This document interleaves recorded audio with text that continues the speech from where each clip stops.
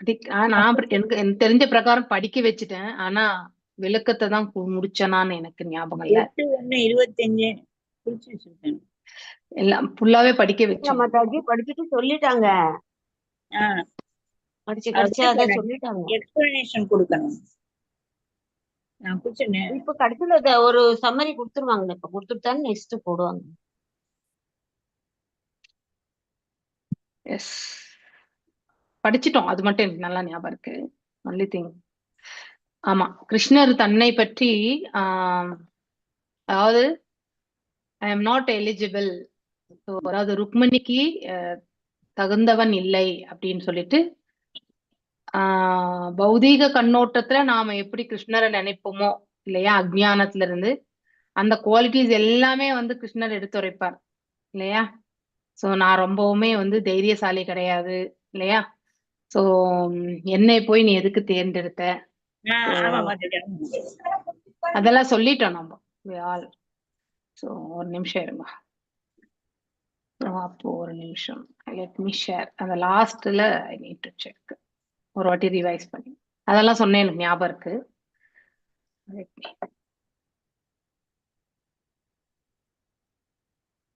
ருக்மணியினுடைய clarifications நான் பண்ணலன்னு நினைக்கிறேன்.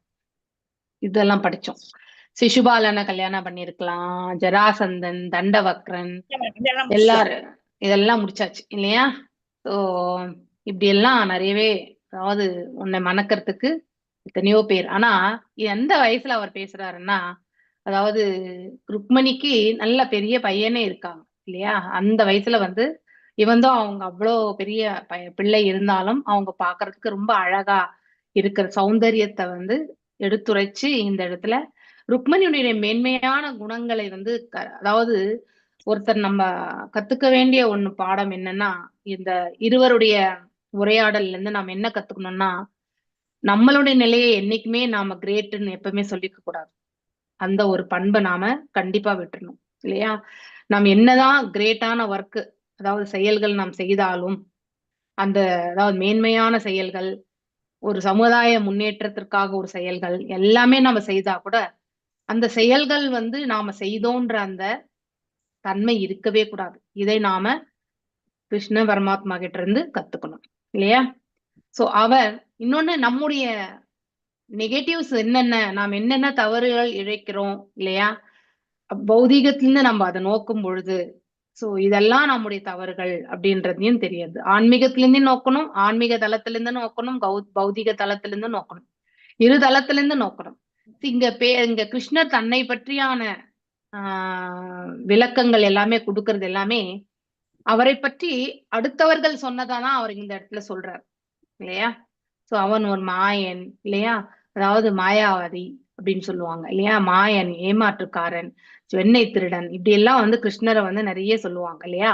அடுத்தவங்க அவரை பத்தி புரியாதவங்க வந்து சொன்னது எல்லாமே இங்க கிருஷ்ணர் வந்து ஒன்னொன்னா அடுக்கு மொழியா கொடுக்குறாரு இல்லையா. தன்னுடைய குவாலிஃபிகேஷன் வந்து பாத்தீங்கன்னாக்கா இதெல்லாம் என்னுடைய தகுதிகளுக்கு அதாவது அவருக்கு உண்டான, அதாவது குவாலிஃபிகேஷன் கிடையாது, டிஸ்குவாலிஃபிகேஷன் அப்படின்னா இந்த இந்த தகுதி எல்லாமே எனக்கு இதெல்லாம் வந்து கரெக்டா இல்ல இல்லையா. சோ அவரை அதாவது எப்பவுமே போருக்கு வந்து நேரா நின்று நெஞ்சுரம் கொண்டு நின்னது கிடையாது. ஏன்னா பகவான் எப்பவுமே எப்ப எந்த போரை எப்படி வந்து எடுத்து செல்லணும்ன்றது அவருக்கு அந்த அந்த சமயோஜித்த புத்தி நிறையவே உண்டு. இப்ப ஜராசந்தனை வந்து எத்தனையோ முறை வந்து ஜராசந்தன் படையெடுத்து வந்தப்போ அவர் தோற்கடிச்சு அடிச்சு போயிருக்கானே ஒழிய அவனை வந்து கொல்லவில்லை. ஏன் கொல்லல அப்படின்னா கிருஷ்ணருக்கு தைரியம் கிடையாதா அப்படின்னு நம்ம வந்து டைரக்டா ஒரு வீரனா இருக்கிறவங்க கேட்கக்கூடிய கேள்வி. இது பௌதீக நோக்கம் இல்லையா. ஆனா அவன் யாரால எப்பொழுது கொல்லப்பட வேண்டும் என்று இருக்கின்றதல்வா, அந்த அந்த அந்த செயல் வந்து நிகழ்வதற்கு கிருஷ்ணர் என்னைக்குமே தடையா நிக்க மாட்டார். அந்த அதுவும் ஒரு பக்தராலதான் கொல்லப்பட போறான்னா அந்த பக்தருக்கு கிடைக்க வேண்டிய அந்த வெகுமதியை வந்து பகவான் எப்பவுமே பறிச்சுக்க மாட்டார். இந்த குளோரிபிகேஷன் ஆஃப் த டிவோட்டி வந்து அவர் அவர் அவர் கேட்கும் பொழுது அததான் அவர் இன்னும் பெருமை, அதாவது அவருக்கு அதுதான் பேரானந்தம். ஆக்சுவலி தன்னை புகழ்பவர்களை விட தன்னுடைய பக்தர்களை புகழ்பவர்கள் கண்டு அவர் ரொம்பவுமே ஆனந்தம் கொள்வார். அது அந்த ஒரு குவாலிட்டி வந்து கிருஷ்ணர் இடத்துல உண்டு. நாமும் கூட அதே மாதிரி ஒரு குவாலிட்டியை வந்து வளர்த்துக்கணும். நம்மள யாரும் புகழலனாலும் பரவாயில்ல, அடுத்தவங்க புகழ்றத வந்து கேட்கிற அளவுக்கு நமக்கு அந்த தன்மை இருக்கணும். சோ ஜென்ரலாவே அடுத்தவங்களை யாராவது புகழ்ந்தா நமக்கு முடியாது, கேட்க முடியாது இல்லையா? அதுதான் மனிதனுடைய இயல்பு. ஏன்னா பொறாமை கொண்டவன் மனிதன். சோ அதனால அந்த பொறாமை எனக்கூடிய குணம் எப்ப போகும்னா, நம்ம பக்தி சேவையில போனா, இது நான் சொல்லல.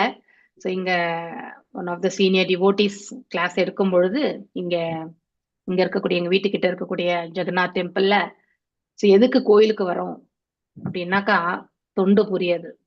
சோ அந்த தொண்டு புரியறதுனால நம்ம கிட்ட இருக்கக்கூடிய மக்ஷரம் அப்படின்னு சொல்லக்கூடிய அந்த பொறாமை குணம் நம்மளை விட்டு நீங்கி விடுமா. அதுக்காக தான் கோயில், டிவோட்டி அசோசியேஷன் அதுக்கு தான் இருக்கணும். நாம் என்னதான் பக்தி பண்ணா, பக்தர்கள் கூட்டத்தோட நாம் இணைந்து இல்லை என்றால் பக்தியில நம்மளால முன்னேற்றம் அடைய முடியாது. அதனால எப்பவுமே டிவோட்டி அசோசியேஷன், அதாவது ஆன்லைனோ ஆஃப்லைனோ நம்ம கண்டிப்பா அசோசியேஷன் இருந்துட்டே இருக்கணும். சோ அப்போ நாம நிறைய கத்துக்குவோம். நம்ம கிட்ட எது மிஸ்ஸிங்கா இருக்கோ அதை வந்து அடுத்தவங்க எடுத்துரைக்கும் பொழுது அதை கேட்கக்கூடிய அந்த நிலை நமக்கு ஏற்படும். சோ இந்த குவாலிட்டிஸ் எல்லாம் நம்ம கத்துக்கணும். அடுத்து இன்னொன்னு என்னன்னா, ருக்மணிய வந்து பாராட்டுறாரு இல்லையா?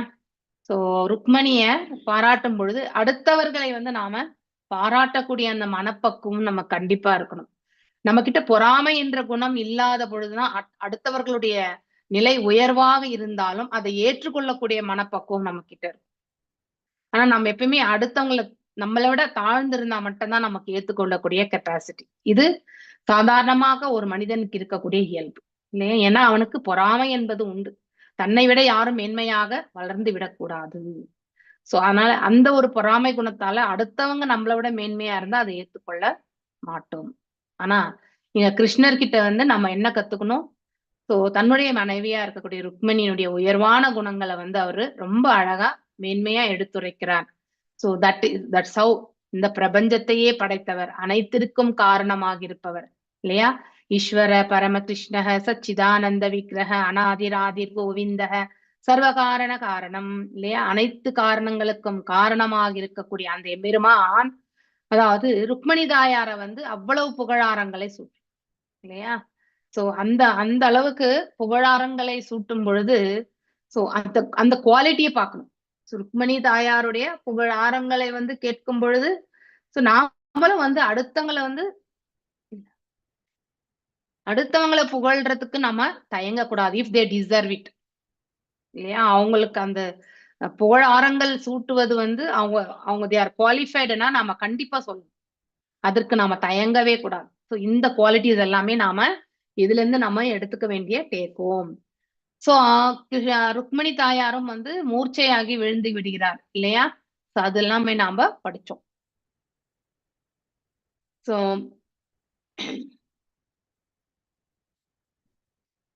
இந்த இடத்துல வந்து மேலும் வந்து கிருஷ்ணர், அதாவது மை டியர் லார்ட், இருங்க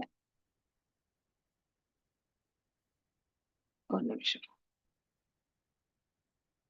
ஐ திங்க் இங்க இருந்து you have said that you are penniless. அதுக்கெல்லாம் வந்து நிறைய விளக்கங்கள் இது நம்ம படிச்சோம். ஆனா நான் விளக்கத்தை கொடுக்கல நான் இல்லையா? சோ விளக்கத்தை கொடுக்குறேன் நான். சோ அதாவது கிருஷ்ணர் தரப்பை மட்டும்தான் நான் பேசி முடிச்சேன்.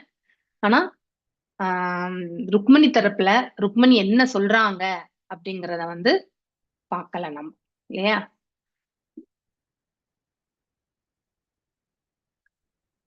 நான் என்ன 61 எடுத்துட்டேன்னா 60ல தான் இருக்கேன்ல. கரெக்ட்.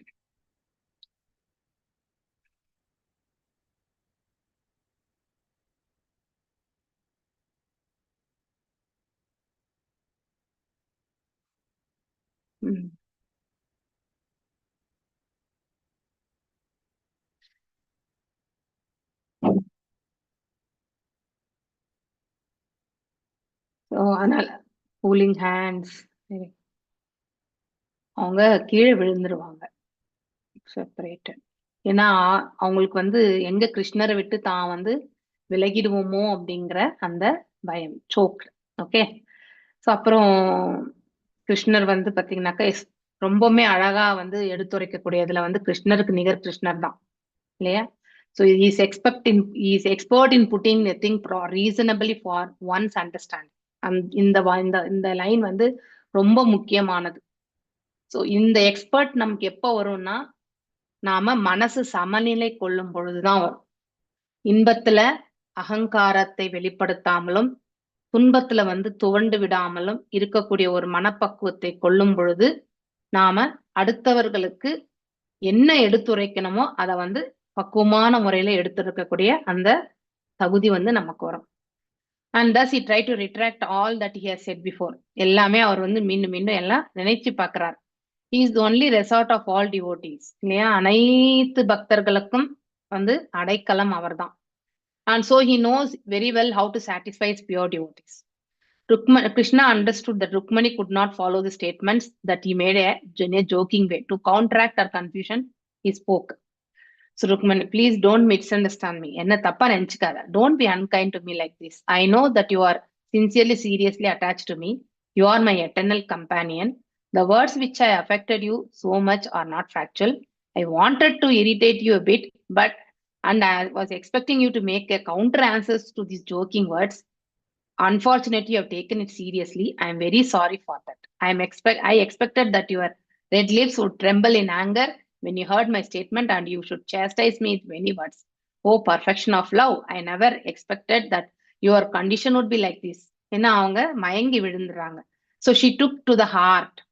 நிஜமாவே நம்மள கண்ணன் விட்டுட்டு போயிடுவாரு அப்படிங்கிற அந்த உணர்வு அவங்களுக்கு வருது. ஸோ அதாவது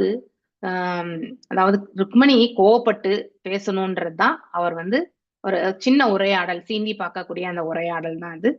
சோ அந்த உரையாடலை அவங்க விளக்கம் கொடுக்கணும் அப்படிங்கறதா அவர் கிருஷ்ணர் எதிர்பார்த்தார். ஆனா நீ அதை செய்யல. You know that because we are householders, we are always busy in many. ஏன்னா எப்பவுமே நாம வீட்டு வேலைகள்ல மூழ்கி இருக்கிறோம். சோ நமக்கு ஒரு சமயம் கூட சிரித்து பேசுவதற்கான காலம் கிடையாது. சோ அதனால இந்த நம்ம this is our ultimate gaining when we are enjoy some joking words between us. So we are always busy, இல்லையா? அதனாலதான் உன்னை சும்மாவே உன்னை சீண்டி பாக்குறதுக்காக தான் இதை செய்தேன்னு சொல்றாரு. அதனால நமக்கு என்ன ஆகும்னாக்கா ஒரு ரெஜினிவேஷன், இல்லையா? வீட்டுல இது கண்டிப்பா நடக்கக்கூடிய உண்டு. கேலி கும்மாளம் எல்லாமே கண்டிப்பா உண்டு. ஒரு கூட்டு குடும்பத்துல எல்லாம் நாம இதை கண்டிப்பா பார்க்கலாம், இல்லையா? சோ அப்படி அந்த மாதிரி ஒரு இதுல இருந்துதான் கிருஷ்ணர் சொன்னதாக இந்த இடத்துல மீண்டும் எடுத்துரைக்கிறார்.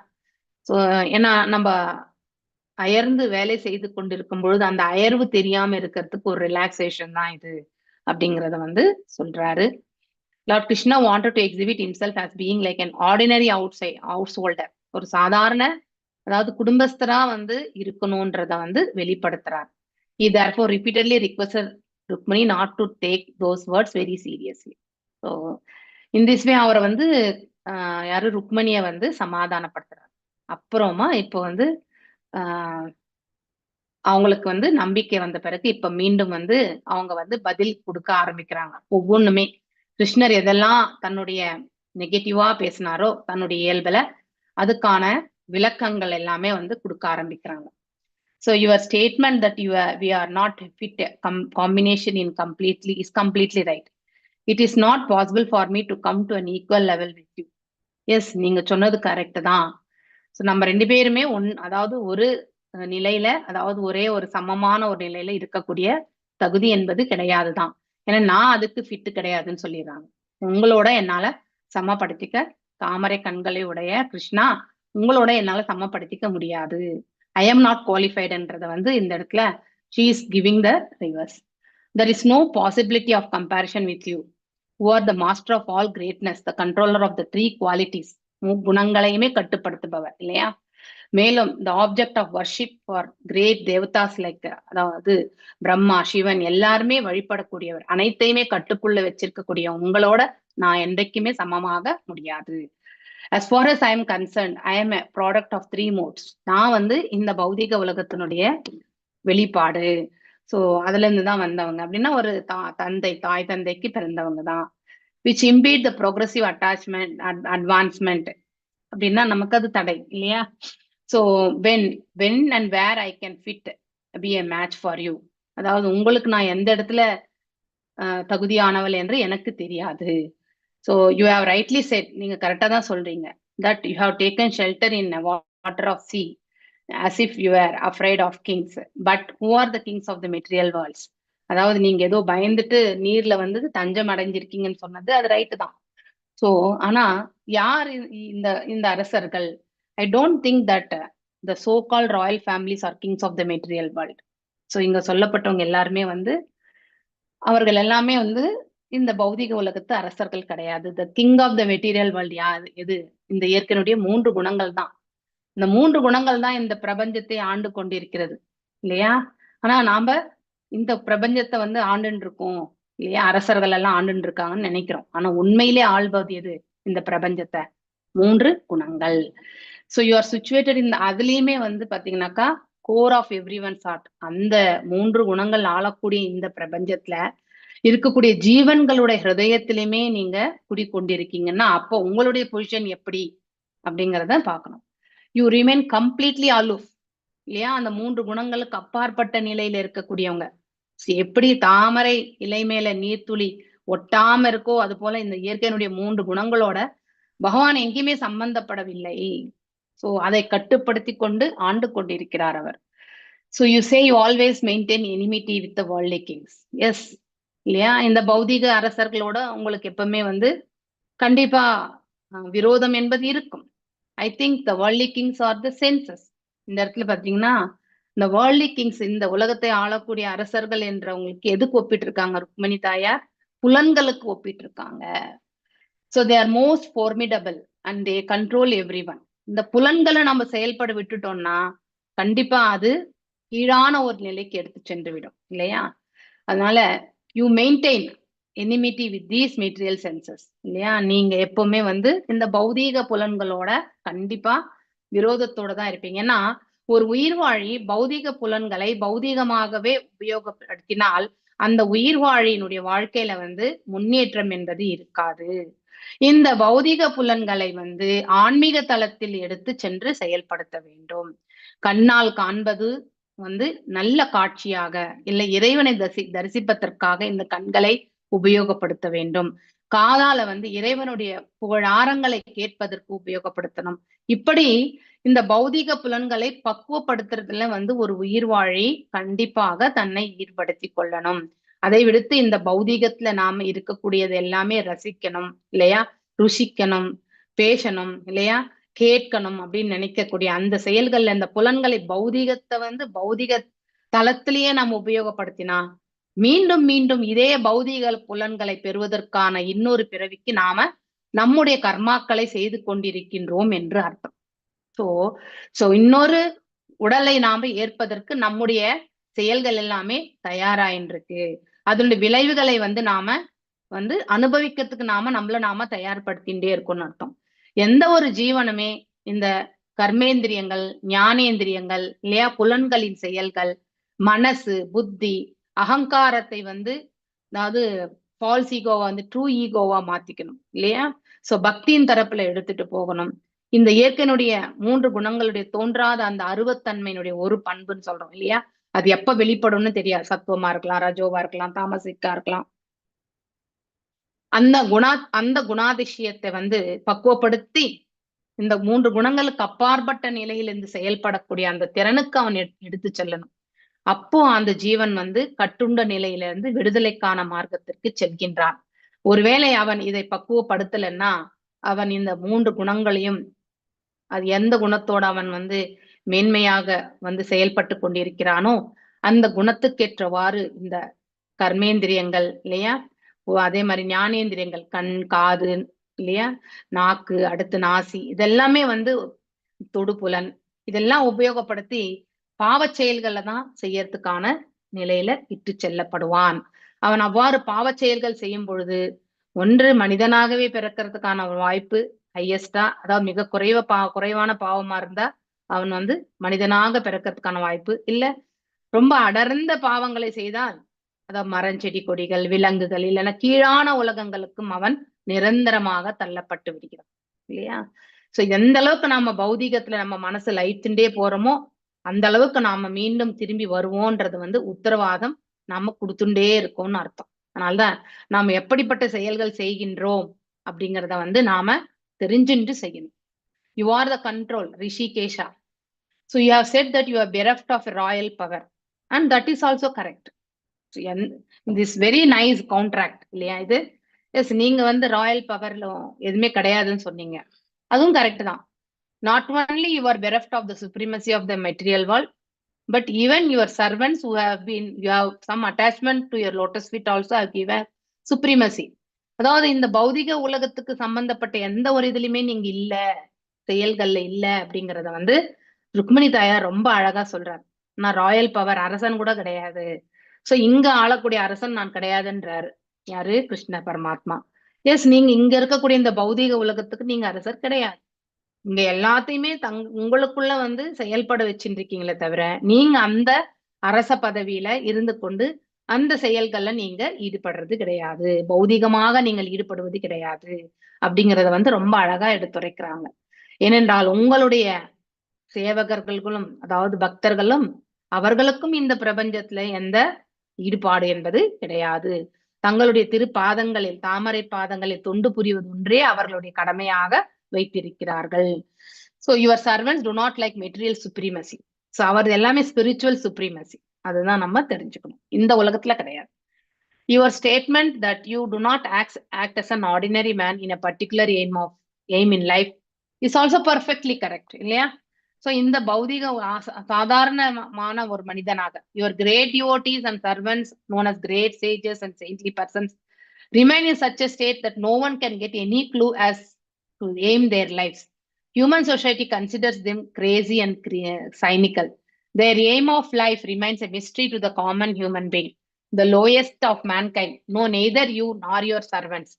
A contaminated human being cannot even imagine the pastimes of you and your devotees.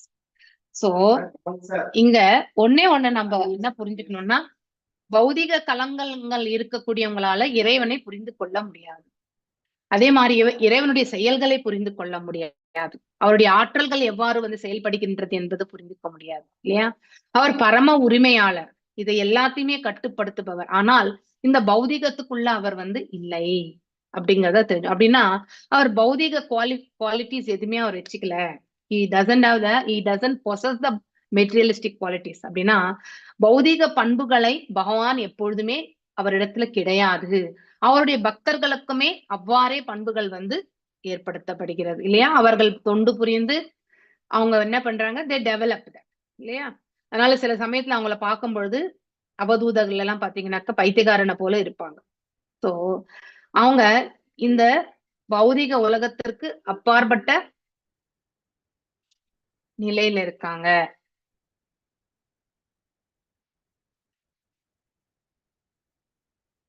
Their aim of life remains a mystery to the common human being. இல்லையா? நார்மலா இருக்கக்கூடிய ஒரு மனிதனுக்கு வந்து எப்படி தோன்றதுன்னா, ஒரு மாதிரி ரகசியமாகவோ இல்லைன்னா வந்து அதை புரிஞ்சுக்க முடியாத ஒரு நிலையில இல்லையா, கான்பிடென்ஷியலா இருக்கிற மாதிரி தோணும்.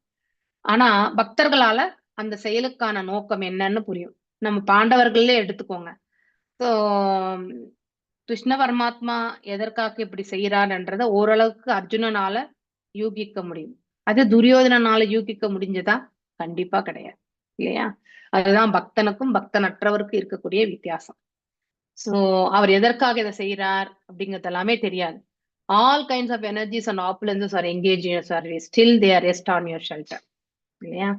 எல்லா ஆற்றல்களும் வந்து வைபவங்களும் உங்களுடைய செயல்களில் ஈடுபட்டு இருந்தாலும் அனைத்தும் உங்களுடைய நிழல்ல தான் தஞ்சம் அடைஞ்சிருக்கு அப்படிங்கிறது வந்து சொல்ல. சோ இவருக்கு பைசாவே கிடையாதுன்னு சொல்றாரு. என்னுடைய கண்டிஷன் ரொம்பவுமே ஏழ்மையானது அப்படின்னு சொல்லிட்டு. there is nothing in existence but you don't need to possess anything. உங்களுக்கு பைசா தேவையே இல்லை, உங்களுக்கு எதுவுமே தேவையில்லை. I think one of the ஸ்லோகால சொல்றாரு இல்லையா? ஏன் கிருஷ்ண பரமாத்மாவே சொல்றாரு ஆக்சுவலி, இங்க எனக்கு எதுவுமே தேவையே கிடையாது, ஆனால் நான் செயலில் ஈடுபட்டு கொண்டிருக்கிறேன்றார். சோ அதாவது நாம ஏதாவது பகவானுக்கு தொண்டு புரிந்தாலும் அந்த செயல்களுடைய பலன்களுக்கு நான் என்றைக்குமே விளைபவனும் கிடையாதுன்னு சொல்வார். சோ ஆனாலும் நான் இந்த செயலில் ஈடுபட்டிருக்கேன். ஏன்னா என்னை பார்த்து வந்து செயலற்ற தன்மையை வந்து யாரும் விரும்பி விடக்கூடாது என்பதற்காக மனிதனாக அவர் இந்த பிரபஞ்சத்தில் தோன்றும் பொழுது அவர் செயலாற்றி கொண்டிருக்கிறார் என்று சொல்றார். சோ நான் செயலாற்ற வேண்டிய அவசியமும் கிடையாது. அந்த செயல்கள் அப்படி செயலாற்றினாலும் அதன் பலன்களுக்கு நான் விளைபவனும் கிடையாது. இடத்துல எதுவுமே தேவை கிடையாது. அதுதான் பேசிக் திங் இல்லையா? ஏன்னா இந்த இடத்துல முழுவதுமே பௌதீகம். இருந்தாலும் நாம என்ன பண்றோம்? பக்குவம் அடையறதுக்காக அவருக்கு திருத்தொண்டு புரிகின்றோம். சாதன பக்தி இல்லையா? அதை பகவான் ஸ்வீகரிக்கிறார். ஏன்னா நாம அன்பு கொண்டு எதை கொடுத்தாலும் பகவான் ஸ்வீகரிக்கிறார் என்பது நம்ம படிச்சிருக்கோம். அந்த அந்த ஒரு இதுதான். You don't possess anything but no one is richer than you இல்லையா? உங்களுக்கு இந்த இடத்துல எதுவுமே தேவையில்லை. இப்போ பில்கேட்ஸ் லெவல்ல வந்து காசு பணம் இருக்குன்னா அவர் ஒரு சாதாரண மனிதன் கிட்ட இருக்கக்கூடியதை வந்து அவர் என்னைக்கு கேட்பாரா? கண்டிப்பா எதிர்பார்க்க மாட்டார். அவரே அந்த மாதிரி 10 பேரை வந்து 10 இல்ல எத்தனையோ 1000 பேருக்கு அவர் வந்து அவரால் வந்து வாழ்க்கை கொடுக்க முடியும். அப்படி இருக்கும் பட்சத்துல ஒரு சாதாரண மனித மக்கள் இடத்துல இருந்து பில்கேட்ஸ் எதுவுமே எதிர்பார்க்க மாட்டார். இப்ப பௌதிக நோகத்துல இருந்தே பார்க்கலாம் இல்லையா? அது போல பகவான் எல்லாவற்றையுமே படைத்தவர். இவை அனைத்தும் அவர்தான் பரம உரிமையாளர். அப்படி இருக்கும் பொழுது இங்க இருந்து எது எடுத்தாலுமே அது அவருடையதுதான் இல்லையா? அப்படி இருக்கும் பட்சத்துல நம்ம கிட்ட இருந்து அவர் எதை எதிர்பார்க்கிறார்? நம்ம கிட்ட எதுவுமே எதிர்பார்க்கறதும் கிடையாது. சோ இந்த எல்லாமே அவரோட படைப்பா இருந்தாலும் இதன் மீது அவருக்கு எந்த அதாவது எதிர்பார்ப்புகளோ அதை அடையணும்ன்றதோ இது தேவை என்றதோ எதுவுமே கிடையாது. ஆனாலும் நாம் அவருக்கு ஆற்றக்கூடிய தொண்டு வந்து அதனுடைய பலனை அளிப்பதற்காகத்தான் தொண்டு புரிய சொல்றார். இல்லைன்னா நம்ம தொண்டு புரியவில்லை என்றால் நம்முடைய வாழ்க்கையில வந்து பக்குவம் அடைய மாட்டோம். பக்குவம் அடையவில்லை என்றால் இறைவனுடைய திரு பாதங்களை சேர மாட்டோம். சோ அல்டிமேட் பெனிஃபிட் நமக்கு தான், அவருக்கு கிடையாது. நமக்கு எக்ஸ்ட்ரா நம்முடைய ஆங்ஸைட்டி எல்லாம் அவர் தான் வாங்கிக்கிறார் இல்லையா? நம்ம தைரியமா உட்கார்ந்துருக்கோம், பகவான் பார்த்துப்பார் அப்படின்னு சொல்லிட்டு நம்முடைய கடமை செஞ்சுனே போறோம். ஆனா அந்த நம்பிக்கை வந்து அவருக்கு வந்து உணர்த்துறது ஹிருதயத்துல இருக்கக்கூடிய பகவான் பரமாத்மாவுக்கு தெரியாது. அதனால நம்ம மீது நம்மளையே நம்பி வந்துட்டான் அப்படிங்கிறதுக்காக அவருடைய கருணையும் நமக்கு கொடுக்கிறார். சோ அதுல எப்படி கடந்து போகிறதுக்கான அந்த மார்க்கத்தையுமே அவர் வந்து வழங்குகிறார். ஆனா எப்ப நமக்கு அவர் மேல நம்பிக்கை இல்லையோ அப்ப கண்டிப்பா அவர் வந்து நாம் எந்த அளவுக்கு நம்புறோமோ அந்த அளவுக்கு நமக்கு பலன் உண்டு. இதுதான் உண்மை இல்லையா? You accept every thing offered in devotion இல்லையா? You have no material eyes. அதுதான் பகவான் எந்த உறுப்பை வேணாலும் எதுக்கு வேணாலும் பயன்படுத்துவார் இல்லையா? கண்ணால வந்து இந்த பிரகிருத்தியே கருவுற செய்யக்கூடிய அந்த குவாலிட்டி பகவானிடத்துல உண்டு. நாம் அன்றாடம் பகவானுக்கு நிவேதனம் அதாவது நைவேத்தியம் வைக்கிறோம் இல்லையா? அதை பகவான் வந்து ஒரே க்ஷணத்துல ஒரே ஒரு பார்வையால கூட அதை எல்லாத்தையுமே ஸ்வீகரிச்சுப்பார். அப்படி நம்ம எல்லாம் கையால மட்டும் தான் சாப்பிட முடியும், வாயாலதான் மெல்லணும் இல்லையா? நாசினாலதான் நுகரணும், கண்ணாலதான் பார்க்கணும், காதாலதான் கேட்கணும். இதெல்லாம் லிமிடேஷன்ஸ். பகவான் ஓர் அங்கத்தை இன்னொரு செயலுக்கு உபயோகப்படுத்துவார். சோ அதனால அவரது வந்து எப்பொழுதுமே நித்தியமான ஒன்று, ஃபுல் அண்ட் ஃபுல் ஆன்மீகம் என்பதை நாம தெரிஞ்சுக்கணும். நமக்கு எல்லாமே பௌதீக புலன்கள். So although you don't possess anything, the great demigods who accept prayers and worship from others come and worship to you, solicit your mercy. Can we characterize எப்படி ஏழ்மை என்று உங்களை அதுக்கு சொல்ல முடியும்? இவ்வளவு அழகான விளக்கம். Stated the richest section of humans it does not worship. இல்லையா? நல்ல இருக்கிறவங்க பகவான் கண்டிப்பா தெரிவிக்க மாட்டாங்க. அவங்களுக்கு காசு பணமே கடவுள். That is also correct because persons who are with material possession think of utilizing their property for sense. That's how அதான் இல்லையா? நல்ல காசு பணம் வந்து நல்ல செலவழிச்சு இல்லையா? சோ அந்த பக்கம் திரும்பி that's how it is. ஆனா poverty sick and man becomes rich. It's a program for ignorance and how to utilize hard-earned money. இதே மாதிரிதான் நல்ல அதாவது ஏழ்மையில இருக்கிறவங்க கடினமா கஷ்டப்பட்டு வந்துருக்கும் இல்லையா? வந்திருந்தாலும் தன்னுடைய புலன்களை நுகர்ச்சியை திருப்திப்படுத்தணும்னு நினைக்கிறான். இவ்வளவு கஷ்டப்பட்டு நம்ம ஏன் போகணும் அப்படிங்கிற இல்லையா?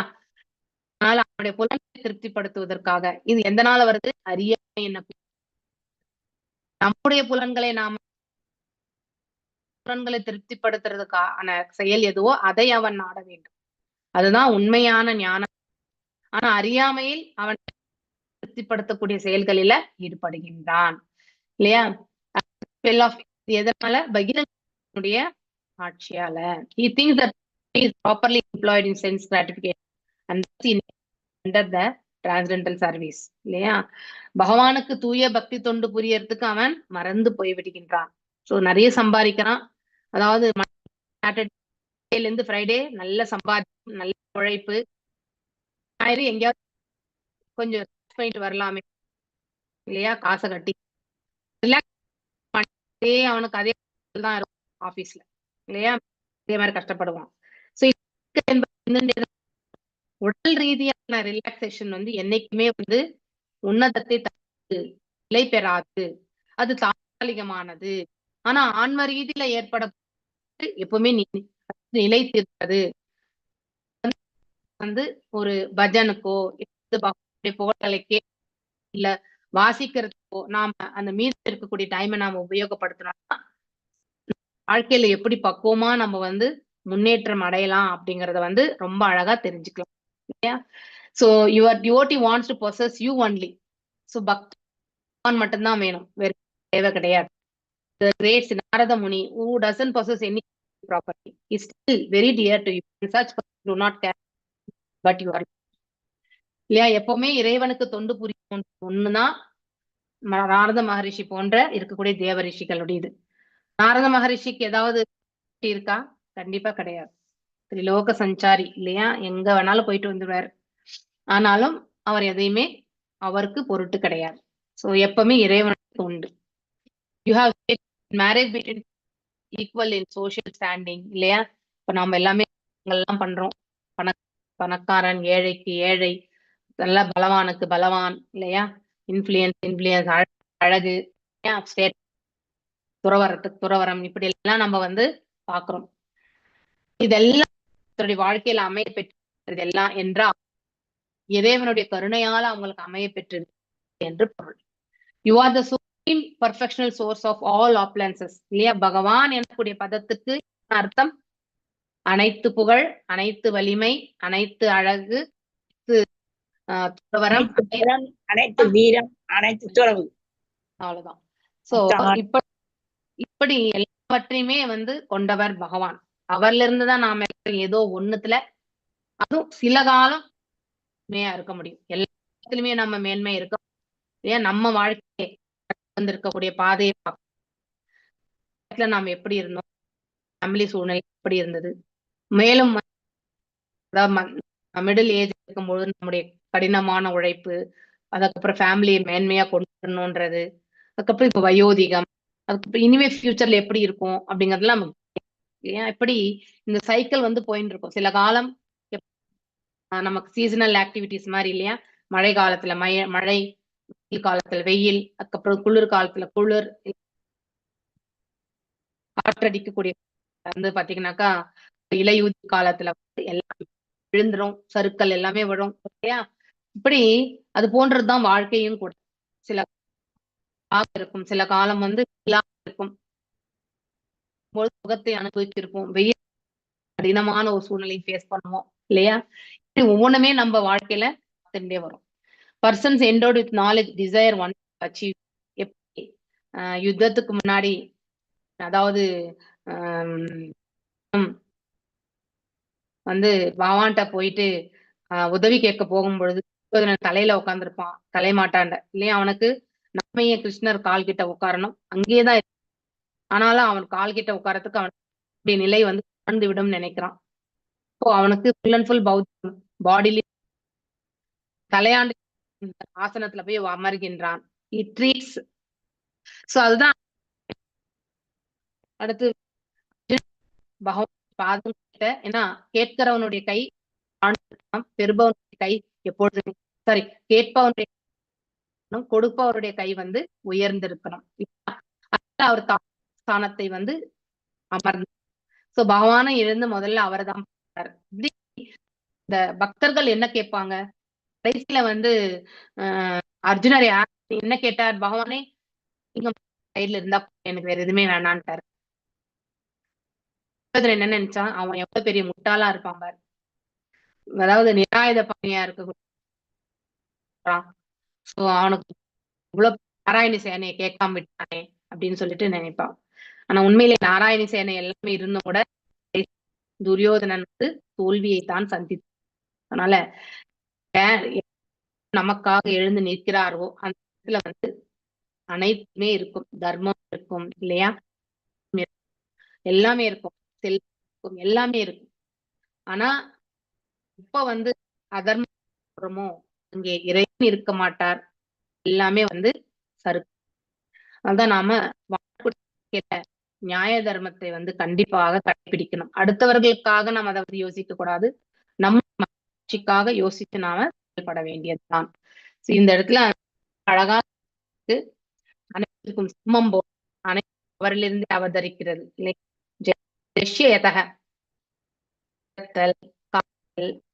அனைத்து மூல காரணம் எல்லாம் இறைவன் என்பதை வந்து ரொம்ப இந்த பேராகிராஃப்மே அதுதான். க்ளோரிஸ் அப்படின்னா வந்து புகழாரம் சூட்டுவாங்க. இப்ப போங்க அவருக்கு ஒண்ணு இல்லையா, பவான உன்னதமான அன்பு மட்டும்தான் அவருக்கு இருந்தது. ஆனா வந்து புகழாரங்கள் சூட்டினாங்க. பட் இல்லையா, அவங்க எல்லாமே எக்ஸால்டட் டிவோட்டிஸ் இல்லையா, ரூப கோஸ்வாமி, சனாதன கோஸ்வாமி இல்லையா, ரகுநாத தாச கோஸ்வாமி, ரகுநாத பட்ட கோஸ்வாமி, கோபால பட்ட கோஸ்வாமி, இவங்க எல்லாருமே வந்தா யாருமே வந்து ரொம்ப ஒரு நார்மல் ஃபேமிலில இருந்து வந்தவங்களுக்கு பவர் பொசிஷன் எல்லாத்துலயுமே இருந்தவங்க தான். துறந்து இறைவனுக்காக கிடைக்க இல்லையா. So the become rich the spiritual. ஆன்மீகத்துல அவங்க இந்த ஸ்தானத்தை பெற்றார்கள். வெளி தோற்றங்களை பார்க்கும் பொழுது போலதான் இருந்தாங்க. That is life. சோ அவ்வளவு ரெனவுன்சர், அதனால உங்களை ஃபாலோ பண்றவங்க அவ்வளவு பெரிய அப்படிங்கிறது வந்து ரொம்ப அழகா. The great souls forgive even the worst offenders. Jagai மதாய் இல்லையா, நித்யானந்த பிரபுவை அடிச்சு ரத்தம் வர வரைக்கும் அடிச்சா கூட அவங்களுக்கு கருணை தான் நித்யானந்த பிரபு. அதனால அவங்க இப்ப பக்தர்கள் ஆனார்கள் இல்லையா. போல அந்த கருணை உள்ளம் கொண்டவர்கள் பக்தர்கள். அதை விட உள்ளம் இருப்பவர் யாரு, பாவம். இந்த இடத்துல அவரை பின்பற்றுபவர் குவாலிட்டிஸ் எல்லாமே கண்டிப்பா இருக்கும். ஓரளவு அதாவது அளவு மாற்றம் இருக்கும், பட் இயல்புகள் எல்லாமே இருக்கும். So don't think I expected you as of my inexperience. எனக்கு அதாவது எனக்கு அந்த அளவு எக்ஸ்பீரியன்ஸ்னா ஒரு தன்மை இதுல எல்லாமே வந்து அனுபவம் உண்டு இல்லையா. அதனால நான் உங்களை வந்து என்னுடைய கணவனாக ஏற்றுக்கொள்ள நினைச்சதற்கு என்னுடைய இன்எக்ஸ்பீரியன்ஸ் எனக்கு வந்து கிடையாது. இதெல்லாம் யோசித்துதான் நான் இருக்கேன். All great souls, I followed the great and decided my onto your lotus feet. உங்களுடைய பாதங்கள்ல வந்து என்னை நான் அடைக்கலம் இருக்கிறார். அததான் அந்த இடத்துல ரொம்ப அழகுரை. So make you are fearless, so you distribute yourself completely. அதாவது உங்ககிட்ட ஒரு பைசா கூட கிடையாதுன்றீங்க, கரெக்ட் தான். உங்களையே வந்து உங்களுடைய அதாவது உங்களுக்கு எண்ணிக்கொண்டிருக்கக்கூடிய உங்களுக்கு வந்து நீங்க அதாவது அவங்களுக்கே நீங்க வந்து அடைக்கலம் ஆகி விடுறீங்க எல்லாருமே இல்லையா. அப்போ உங்களுடைய அதாவது கிருஷ்ணா இல்லையா, அவர்களை சேவகனாக ஆகி விடுகின்றார்.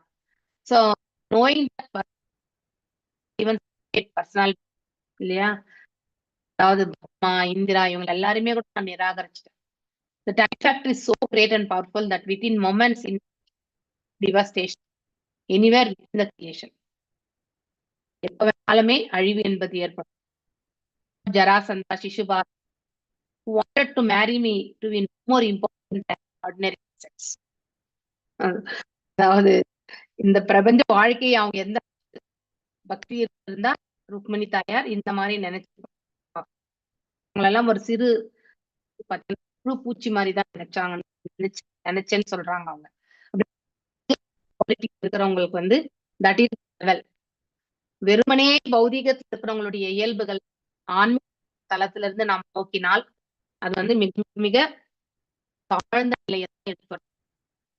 அதே ஆன்மீக தளத்துல மேன்மையானவங்க ஆன்மீக தளத்திலிருந்து அனுப்பும். அதே மாதிரி தளத்துல இருக்கிறவங்கள வந்து தளத்தினால் பைத்தியக்கார.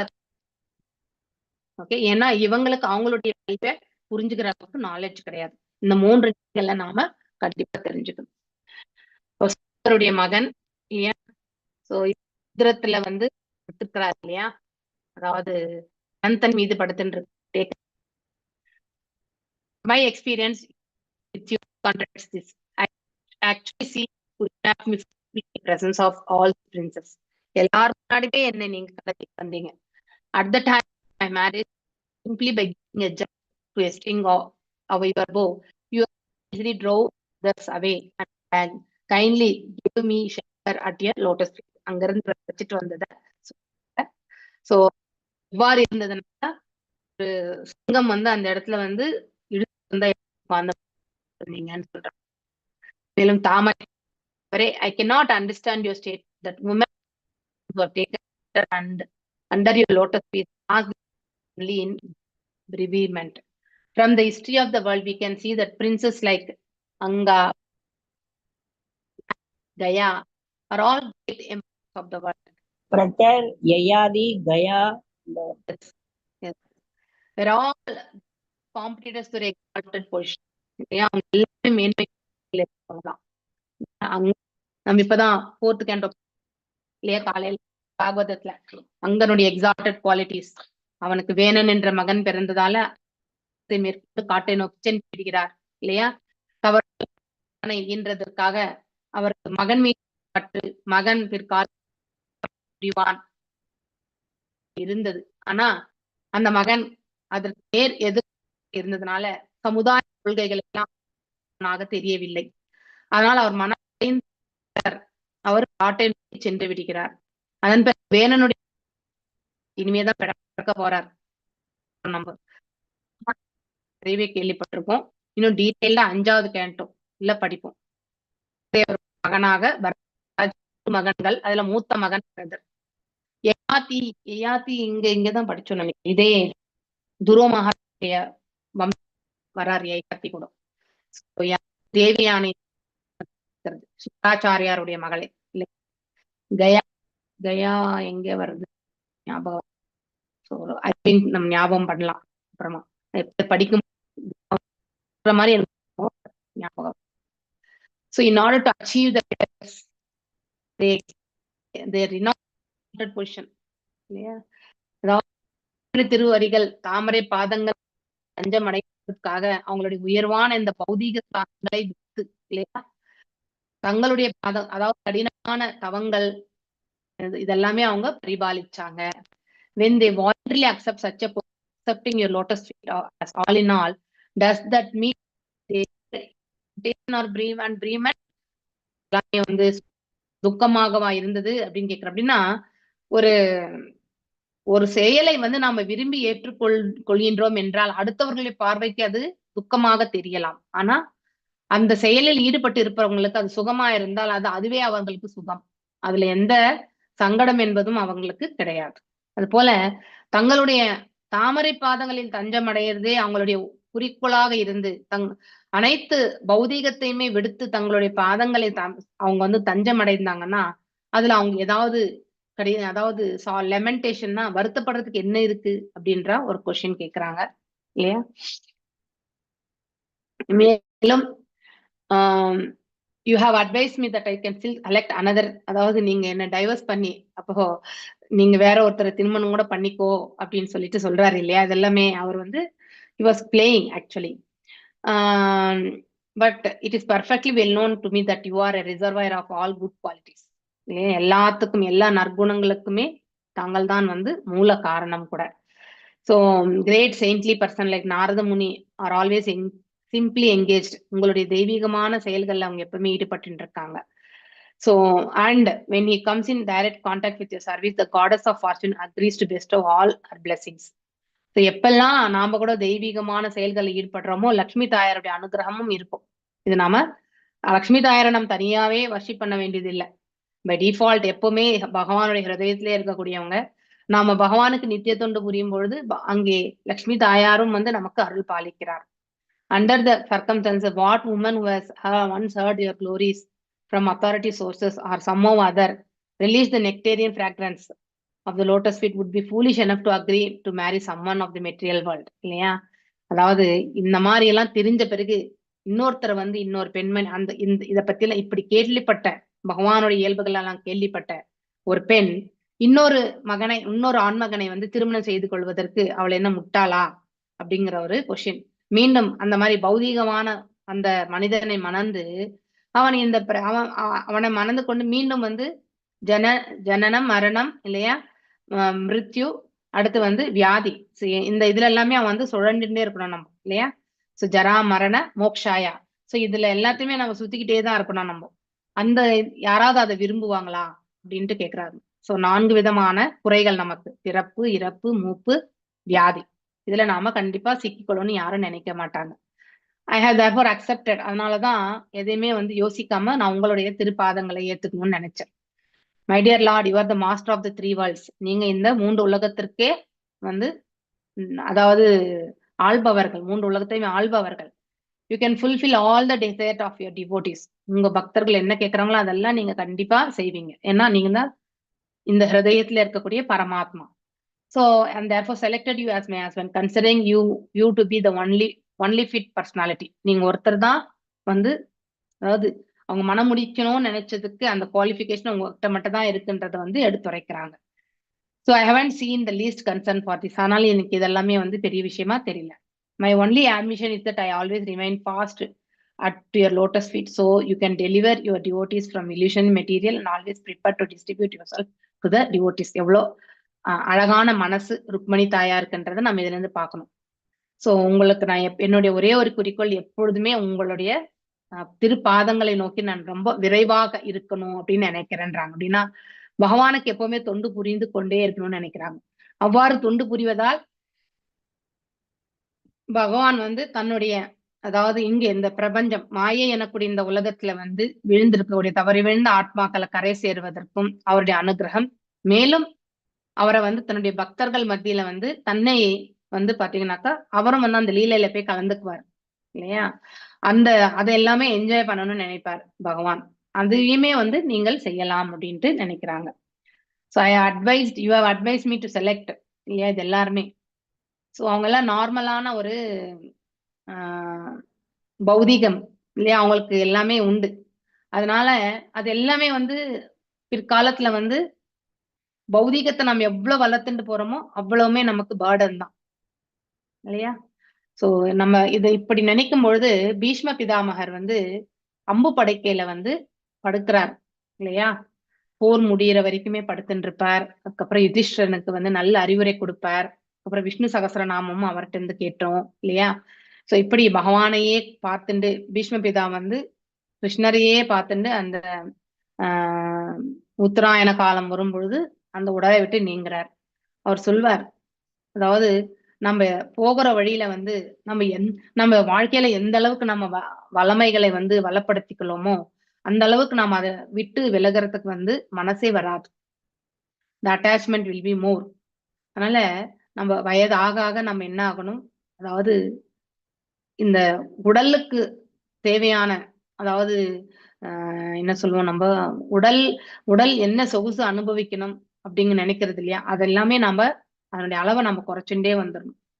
அப்பதான் நம்மளால அந்த அட்டாச்மெண்ட்டை வந்து குறைச்சிக்க முடியும். எப்ப நம்முடைய சுகத்தை வந்து, அதாவது படுத்து தூங்குறதுக்கு வந்து நல்ல ஒரு இது இல்லையா, அப்படிலாம் நம்ம எதிர்பார்க்கிறோம் இல்லையா. எங்க படுத்தாலுமே தூக்கம் வரக்கூடிய அந்த ஒரு பக்குவத்தை வந்து எடுத்துக்கணும். தரையில படுத்தாலும் தூங்கணும் இல்லையா. அப்படிப்பட்ட ஒரு மனப்பக்குவத்தை வளர்த்துக்கணும். மனசு கரெக்டா இருந்தா ஆட்டோமேட்டிக்கலி நம்ம எங்க வேணாலும் தூங்கிடலாம். மனசு கரெக்டா இல்லைன்னா தூக்கம் என்பது வராது. சோ நம்ம எந்த அளவுக்கு நம்முடைய பௌதிக வைபவங்களை வந்து நாம மேன்மைப்படுத்திக்கிறோமோ அந்த அளவுக்கு நாம அதனோட அட்டாச்மெண்ட்டும் மேன்மைப்படுத்திக்கிறோம். எந்த அளவுக்கு அட்டாச்மெண்ட் மேன்மைப்படுத்திக்கிறோமோ அந்த அளவுக்கு வந்து பிரயாண காலத்துல வந்து மிக அதிகமான உபாதைகள் இருக்கும். சோ போக காலம் வரும்பொழுது அதை விட்டு நீங்குவதற்கு மனசே வராது. சோ அதன் மீதுதான் ஈடுபாடு இருக்குமே ஒழிய இறைவன் மீது கண்டிப்பாக ஈடுபாடு இருக்காது. அதனால நம்ம உடலுக்கு தேவையான தேவைகளை நாம கண்டிப்பா குறைச்சிக்கணும். பகவானுக்கு செய்யக்கூடிய திருத்தொண்டல மனசை லயிக்கணும். அப்போ நமக்கு பக்தியினுடைய பாவத்தை வந்து அபிவிருத்தி செய்து கொள்ளும். அது நமக்கு போகக்கூடிய பாதை வந்து சுலபமாக ஆகும். இல்லைன்னா நம்ம கடினமான ஒரு நிலையத்தான் அனுபவிக்கணும். சோ மேலும் they are compared to assets. They are always dishonored அதாவது நாய்களைப் போலயும் பூனைகளைப் போலதான் அவங்க அப்படின்னு சொல்றாங்க. ஆஹ் மேலும் அடிமைகளாக தன்னுடைய மனைவிக்கு they sold themselves like slaves to their wives. Any unfortunate woman who have never heard of your glories may accept. இல்லையா, பகவானுடைய புகழ் ஆரங்களை கேட்காத ஏதோ ஒரு பெண் வேணும்னா அவங்கள அந்த மாதிரி ஆளுங்களை திருமணம் செய்து கொள்ள முடியும். ஆனா ஒரு முறை உங்களுடைய புகழாரங்களை கேட்ட பிறகு மீண்டும் வேறு ஒருத்தரை கணவனாக அடையறதுக்கு யாரும் விரும்ப மாட்டாங்க. இது அந்த காலகட்டத்துல பகவான் அவதரித்த, அதனாலதான் கோபியர்கள் எல்லாமே பகவான அதாவது அந்த என்னது மாதுரிய பாவத்துலதான் அவங்களுடைய அன்பை வெளிப்படுத்தினாங்க. சோ தே வாண்ட் கண்ணனை போலவே கணவன் வரணும்னு தான் அவங்க காத்யாயனி தேவி கிட்ட போய் பிரார்த்தனை நோன்பு நோற்றார்கள். இது நாம படிச்சிருக்கோம் இல்லையா? So the man within this material world is just a dead body. In fact, superficially, the living entity is covered by this body, which is nothing, a bag of skin decorated with a beard, mustache, hairs on the body, nails. இதெல்லாமே அலங்காரம். Within this decorated bag are bunches of muscles, bones, pools of blood, always mixed with stool, urine, mucus, bile, polluted air. So நம்ம உடலுக்குள்ள என்னெல்லாம் இருக்குன்றது இல்லையா? So எல்லாமே சொல்றாங்க. ரத்தம், அப்புறம் ரத்த நாளங்கள் இல்லையா, எலும்புகள், இதெல்லாம் ஆனதுதான் சதை, எல்லாமே இந்த உடல். The foolish man accepts such a body, as such a dead body as her husband, and sheer misunderstanding loves him as her deep companion. This is possible only because such a woman has never relished the ever blissful fragrance of the lotus feet. இதுல இருந்து நமக்கு என்ன கருத்துன்னா, இறைவனை விடுத்து நாம சுகமாக வாழ்கின்றோம் என்ற எண்ணம் நமக்கு கண்டிப்பாக இருக்கக்கூடாது. அவ்வாறு இருந்தோம்னா நாம கட்டுண்ட நிலையில தான் இருப்போம். மீண்டும் மீண்டும் இந்த இடத்துல பிறவி எடுக்க வேண்டியதாக இருக்கும். தட் இஸ் அந்த பாடிலி பிளாட்ஃபார்ம்ல அமைஞ்சிரும். ஆனா ஆத்ம நிலையில இருக்கிறவங்க எப்பொழுதுமே இறைவனை காணக்கூடிய அந்த நிலை அவங்களுக்கு ஏற்படும். பக்தி கொள்வார்கள். இறைவனுடைய வழி நடத்துதல் என்பது இருக்கும். அவருடைய பக்தர்களுடைய வழி நடத்துதல் என்பது இருக்கும். So you are self satisfied. எப்பவுமே பரம திருப்தியாளர் அவர். எப்பவுமே எதை கொண்டுமே திருப்திப்படக்கூடியவர் பகவான். அதனால்தான் ஒரு புஷ்பம், அதாவது ஒரு இலை, ஒரு அதாவது நீர் மற்றும் ஒரு கனி, இது வச்சா கூட போறோம்னு சொல்றார் பகவான். எனக்கு நீ அறுசுவை உணவு தான் படைக்கணும் அப்படின்லாம் கிடையாது. உன்னுடைய சக்திக்கு என்ன இருக்கோ அதை படை இல்லையா? அதுவும் எனக்காக இல்ல, உனக்காகத்தான். ஸோ நான் ஸ்வீகரித்து கொடுக்கும் பொழுது அந்த பாவத்திலிருந்து விலக்கப்படுகிறது. பாவத்தை விலக்குபவர் தான். யாருடைய பாவத்தையும் பகவான் ஏத்துக்கிறது கிடையாது. ஆனா பாவ விமோசனம் கொடுப்பார். அந்த உணவும் பாவத்திலிருந்து விலக்கப்பட்ட உணவாக ஆகும்பொழுது அதை ஸ்வீகரிக்கும் பொழுது நாம ஆன்மீக தளத்தில் முன்னேற்றம் அடைகின்றோம் இல்லையா? The material mode of passion is also your creation. இல்லையா? இதுவும் அவருடைய இதுதான். ஆனால் I am ambitious only for your auspicious moments. மங்களகரமான நினைவுகளுக்கு மட்டும்தான் சொல்றாங்க. இவ்வாறாக அதாவது ருக்மணி ஒவ்வொரு வார்த்தைக்குமே விளக்கத்தை கொடுக்குறாங்க. சோ இந்த மாதிரி ஒரு எக்ஸ்பிளனேஷன் கொடுப்பாங்கன்ட்டு தான் யாரு கிருஷ்ண பரமாத்மா பார்த்துட்டே இருந்தார். சோ அவருக்கு ரொம்பவுமே ஆனந்தமாகிறது. So please take it for granted that no matter what ambition and desire you might have and no matter what you expect from me, I am always at your service ன்னு சொல்லிட்டார் பகவான். இதை விட வேற என்ன வேணும்? தூய பக்தர்கள் இடத்துல பகவான் இல்லையா, பகவானே விலைக்கு வாங்குறது எதுன்னா தூய பக்தி தொண்டு தான்.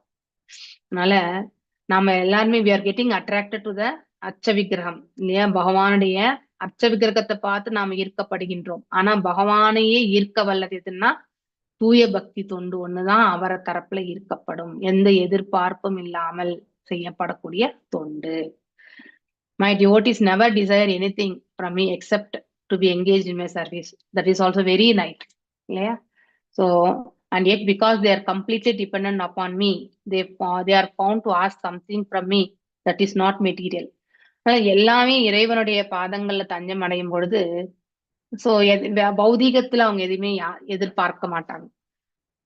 வெறுமனே ஆன்மீகத்துல மட்டும்தான் அவங்களுடைய நாட்டம் என்பது இருக்கும். சோ அந்த பேசிஸ், அதாவது மேலும் மேலும் Rukmani தாயார புகழ்றார். So I am surprised to see that not a pinch of your devotion to me has been deviated from his expression. அந்த அளவுக்கு she is the first wife இல்லையா? ருக்மணி தாயார் தான் முதல்ல திருமணம் செஞ்சுக்கின்றது.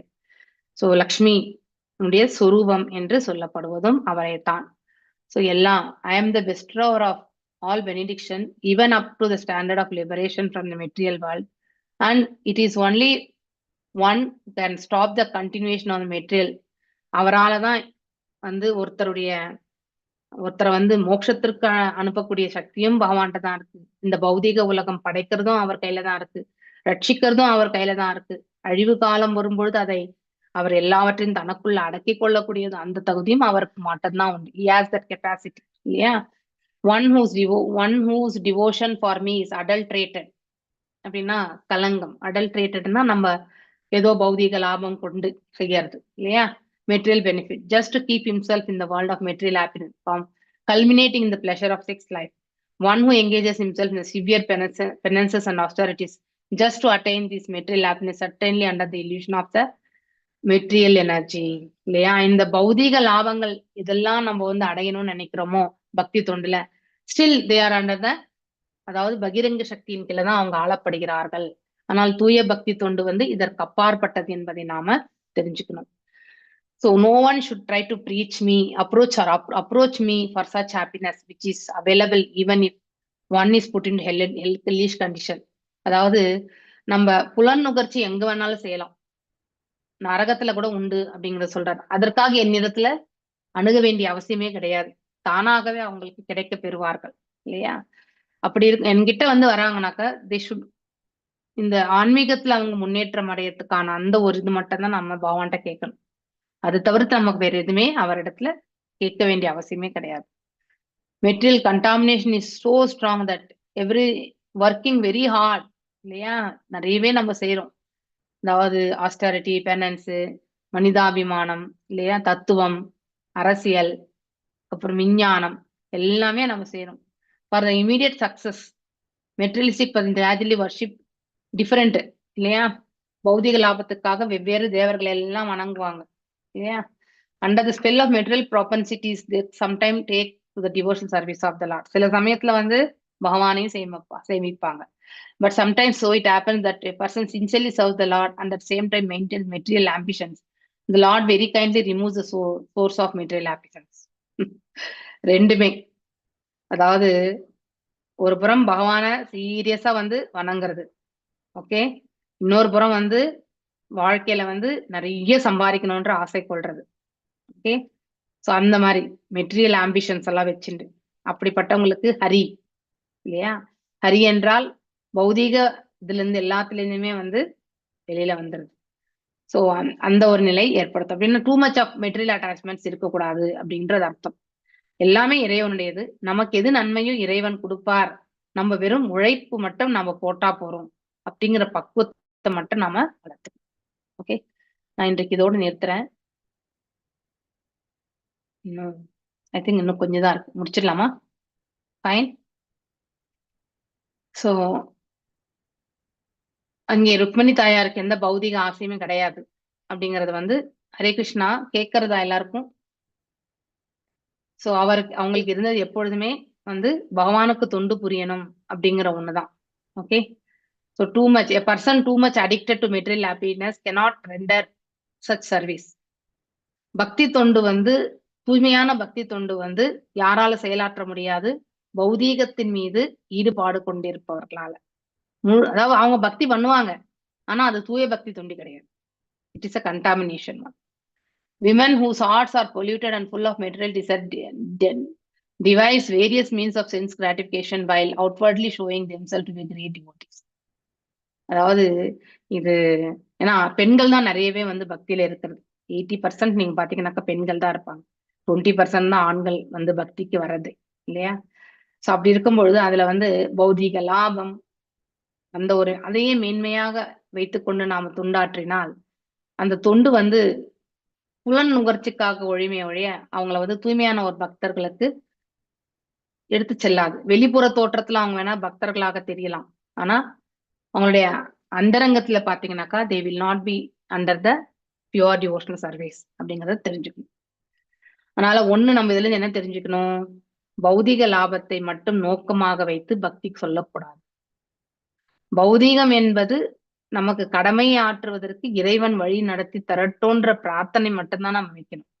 அது எதுவாயினுமே ஏற்றுக்கொள்ளக்கூடிய மனப்பக்குவத்தை வளரும். நம்முடைய அயராத விழைப்பு நம்ம செய்யணும். ஆனா இந்த நோக்கத்தையே கொண்டு செய்யணும். பௌதீக லாபத்தை நோக்கத்து கொண்டே செய்யக்கூடாது. அது தவறு. அங்கே நம்ம பௌதீக லாபம் வச்சு செஞ்சோம்னா, அப்ப இறைவன் மீது நமக்கு இருக்கக்கூடிய பற்றுதல் என்பது வெளிப்படும். அப்போ இறைவனிடத்துல நம்ம முழு மனசோட நம்ம செயல்படலன்னா, அது பூரண பக்தி ஆகாது. அதனால ஏதாவது ஒன்றின் மீது தான் நம்மள பற்று வைக்க முடியும் இல்லையா? அதனால ருக்மணியுடைய மேன்மையான குணங்களை எல்லாம் ரொம்ப அழகா வந்து சித்தரிக்கப்பட்டிருக்கு. மேலும் வந்து இந்த இடத்துல யாரோ 3வது மனிதத்துல இருந்து கேட்டு என் மீது நீ வந்து மனசை லயித்து இருந்த அப்படின்னு சொல்லிட்டு அதையும் விளக்குறார். You neglected all the princes present. Very politely, you sent me a confidential letter, இல்லையா, to kidnap me. While I was kidnapping you, your elder brother Rukmini violently protested and fought with me. As a result of the fight, I defeated him very mercilessly and disfigured his body. இல்லையா? At the time of Aniruddha's marriage, when we are playing chess, there were another fight with your brother Rukmi on a controversial verbal point, and my elder brother Balarama finally killed him. ருக்மியை வந்து பலராமர் தான் கொன்னாரு. Okay.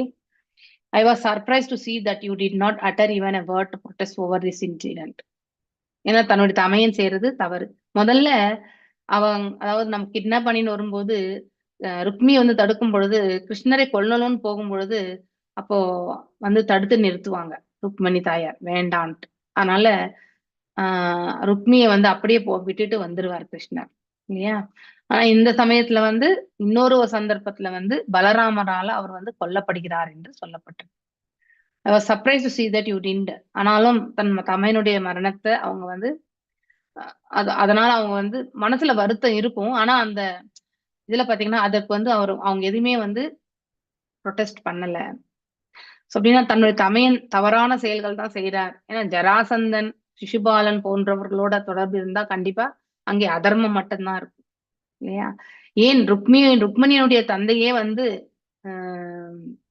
அதாவது பாத்தீங்கன்னாக்கா ஜெயில வச்சுட்டுதான் இந்த ருக்மி வந்து அரசாண்டார் என்றும் சொல்லப்படுவது உண்டு. நம்ம முழுசா அந்த மகாபாரதத்தை படிச்சா இது ஓரளவுக்கு நமக்கு தெரிய வரும். You purchased me for all time. So இந்த மாதிரி அவருடைய உயர்வான குவாலிட்டிஸ் எல்லாம் பார்த்து பகவான் வந்து அவருக்கு பகவானை வந்து விலைக்கு வாங்கிட்டார் அப்படின்றத வந்து சொல்றாங்க. I have come eternally under your நித்தியமா உன்னுடைய கட்டுப்பாட்டுல வந்துட்டேன். You sent your messenger inviting me to kidnap you, and we found there was no little delay in my arriving on spot. You saw the whole world as vacant. So லேட்டா காலதாமதத்துக்கு இந்த பிரபஞ்சத்துல எதுமற்ற நிலை. ஏன்னா இறைவனையே நம்பி இருந்த ருக்மிணி கண்ணன் வராததை கண்டு அவள் ஒரு சமயம் வந்து இங்க எதுவுமே இல்லை என்ற நிலைக்கு வந்தாங்க. So and therefore I was not, you decided to commit suicide பண்ணிக்கணும்னு நினைக்கிறாங்க. So exalted love அப்படின்னு சொல்லிட்டு ரொம்ப அழகா விவரிக்கிறாரு கிருஷ்ணர். So certainly has no business being anyone's husband. பகவானுக்கு வந்து இந்த பிரபஞ்சத்துல எதுவுமே கிடையாது. ஆனா நிறைய உறவு முறைகள்ல பகவான் இருக்கார் இல்லையா? அண்ணனாகவும் தங்கைக்கு அண்ணனாகவும், அதே மாதிரி வந்து ஃப்ரெண்டாகவும் இல்லையா, மகனாகவும், அதுக்கப்புறம் வந்து காதலனாகவும், இப்படி நிறைய இடங்கள்ல வந்து பகவான் வந்து தோன்றுகின்றார். ஆனா அதெல்லாம் அதாவது பகவானுக்கு எந்த பிசினஸும் கிடையாது அப்படின்னு சொல்லிட்டாங்க. அந்த மாதிரி பர்டிகுலர் ரோல்ல வந்து அவர் பிளே பண்ணணும்ன்ற அவசியமே கிடையாது. இருந்தாலும் அந்த சூழ்நிலையில அவர் இருக்கார். ஏன்னா தன்னுடைய பக்தர்களுக்காக அப்படிங்கறத வந்து அவர்கள் எந்த எதிர்பார்ப்போடு அவங்க வந்து பகவான்கிட்ட, அதாவது இந்த ரிலேஷன்ஷிப், அதை பகவான் அவர் வந்து ரெசிப்ரோகேட் பண்றார். அததான் இந்த இடத்துல நாம தெரிஞ்சுக்கணும். ஆத்மா Rama, self satisfied. He can derive all pleasure by himself without anyone's help. யாருடைய அவரே ஆனந்தத்துல இருக்கக்கூடியவர் தான், சச்சிதானந்தத்துல இருக்க நிலையில இருக்கக்கூடியவர். வெளியில வந்து அவர் ஆனந்தத்தை வந்து கிரகிக்க வேண்டிய அவசியம் கிடையாது. ஆனா தன்னுடைய பக்தர்களுக்காக அதையும் அவர் செய்வார் இல்லையா? According to Vedic culture, although is allowed, none of the one's wife should be ill-treated. In other words, one may take many wives only if he is able to satisfy them all. In ideal, முன்ன காலத்துல எல்லாமே அதாவது 2 மனைவி 3 மனைவி, நிறையவே மனைவிகள் இருந்தாங்க இல்லையா? தசரத மகாராஜா கூட பாத்தீங்கன்னா 3 மனைவிமார்கள் இருந்தது. ஏன்னா அவங்களால வந்து 3 மனைவிமார்களையுமே திருப்திப்படுற அளவுக்கு செயல்படக்கூடிய தன்மை கொண்டவர்கள். அவங்கள எல்லாருமே ஹவுஸ் ஹோல்டரா வந்து நல்ல விதத்துல மேனேஜ் பண்ண முடிஞ்சது. ஆனா இப்பல்லாம் இந்த காலத்துல ஒரு மனைவியை மேனேஜ் பண்ண முடியாது இல்லையா? So even though he had no need for wife. பகவான் எத்தனை மனைவி? 16,108 மனைவிமார்கள் பகவானுக்கு. But he no need for a wife. அவருக்கு எந்த மனைவியின் தேவையே கிடையாது. He expanded himself into many forms இல்லையா? 16,108 விரிவங்கங்கள் ஒவ்வொரு இடத்துலயுமே ஒரே சமயத்துல அந்தந்த அரண்மனைகள்ல பகவான் இருந்திருக்கார். So so observing regulative principles rules எல்லாமே அவரே ஒரு ரோல் மாடலா வாழ்ந்து காட்டியிருக்கார். So he simultaneously maintained different palaces இல்லையா? டிஃப்ரெண்ட் எஸ்டாப்ளிஷ்மெண்ட், டிஃப்ரெண்ட் அட்மாஸ்பியர் எல்லாமே வந்து அவர் பண்ணியிருக்கார். அந்த மாதிரிலாம் யாராலுமே பண்ண முடியாது. Okay, this is about the talks between Krishna and Rukmini. So very nice, the genealogy of the family of Krishna. Okay, like father like son. Fine, இதை நம்ம அடுத்த வாரம் பார்க்கலாம். ஓகே, ஹரே கிருஷ்ணா. வாஞ்சகல்பதாருभ्यश्च कृपा सिन्धुभ्येव च पतितनां पावनेभ्यो वैष्णवेभ्यो नमो नमः. हरे कृष्णा. ருக்மணி